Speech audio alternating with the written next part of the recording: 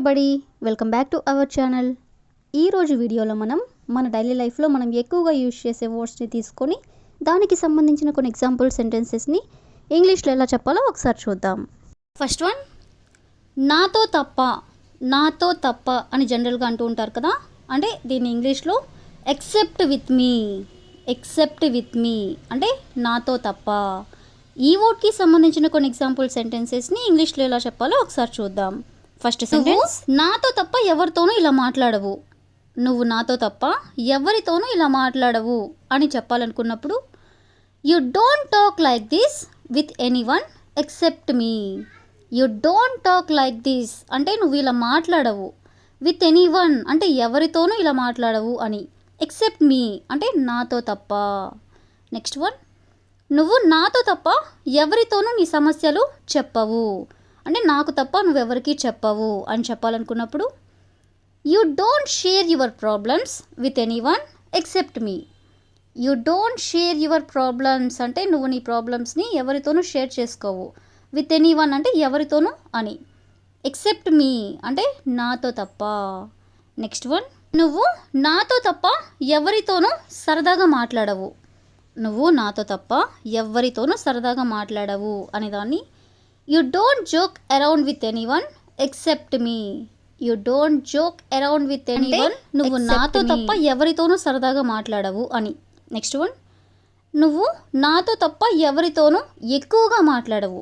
నువ్వు నాతో తప్ప ఎవరితోనూ ఎక్కువగా మాట్లాడవు అనేదాన్ని, you don't talk much with anyone except me. You don't talk much with anyone అంటే నువ్వు ఎవరితోనూ ఎక్కువగా మాట్లాడవు. ఎక్సెప్ట్ మీ అంటే నాతో తప్ప. నెక్స్ట్ వన్, నువ్వు నాతో తప్ప ఎవరితోనూ బయటికి వెళ్ళవు. నాతో తప్ప నువ్వు ఎవరితోనూ బయటికి వెళ్ళవు అనేదాన్ని, you don't go out with anyone except me. You don't go out అంటే నువ్వు బయటికి వెళ్ళవు. విత్ ఎనీవన్ అంటే ఎవరితోనూ. ఎక్సెప్ట్ మీ అంటే నాతో తప్ప. నెక్స్ట్ వన్, నువ్వు నాతో తప్ప ఎవరితోనూ నీ విషయాలు చెప్పవు. నువ్వు నాతో తప్ప ఎవరితోనూ నీ విషయాలు చెప్పవు అనేదాన్ని, you don't share your personal matters with anyone except me. You don't share your personal matters అంటే నువ్వు నీ పర్సనల్ మ్యాటర్స్ని షేర్ చేసుకోవు. విత్ ఎనీవన్ అంటే ఎవరితోనూ షేర్ చేసుకోవు అని. ఎక్సెప్ట్ మీ అంటే నాతో తప్ప. నెక్స్ట్ వన్, నువ్వు నాతో తప్ప ఎవరితోనూ అంత చనువుగా ఉండవు అంటే అంత క్లోజ్గా ఉండవు అని చెప్పాలనుకున్నప్పుడు, you aren't this close with anyone except me. You aren't this close with anyone అంటే నువ్వు ఎవరితోనూ క్లోజ్గా ఉండవు. ఎక్సెప్ట్ మీ అంటే నాతో తప్ప. నెక్స్ట్ వన్, నువ్వు నాతో తప్ప ఎవరితోనూ నీ ఫీలింగ్స్ షేర్ చేయవు. నువ్వు నాతో తప్ప ఎవరితోనూ నీ ఫీలింగ్స్ షేర్ చేయవు అనేదాన్ని, you don't share your feelings with anyone except me. You don't share your feelings అంటే నీ ఫీలింగ్స్ని నువ్వు షేర్ చేయవు. విత్ ఎనీవన్ అంటే ఎవరితోనూ అని. ఎక్సెప్ట్ మీ అంటే నాతో తప్ప. నెక్స్ట్ వన్, నువ్వు నాతో తప్ప ఎవరితోనూ నీ రహస్యాలు చెప్పవు. నువ్వు నాతో తప్ప ఎవరితోనూ నీ రహస్యాలు చెప్పవు అనేదాన్ని, you don't tell your secrets to anyone except me. You don't tell your secrets అంటే నువ్వు నీ సీక్రెట్స్ని చెప్పవు. టు టెల్ ఎనీవన్ అంటే ఎవరికి చెప్పవు. ఎక్సెప్ట్ మీ అంటే నాతో తప్ప. నెక్స్ట్ వన్, నువ్వు నాతో తప్ప ఎవరితోనూ కంఫర్టబుల్గా ఉండవు. నువ్వు నాతో తప్ప ఎవరితోనూ కంఫర్టబుల్గా ఉండవు అనేదాన్ని, you aren't comfortable with anyone except me. You aren't comfortable with anyone except me అంటే నువ్వు నాతో తప్ప ఎవరితోనూ కంఫర్టబుల్గా ఉండవు అని.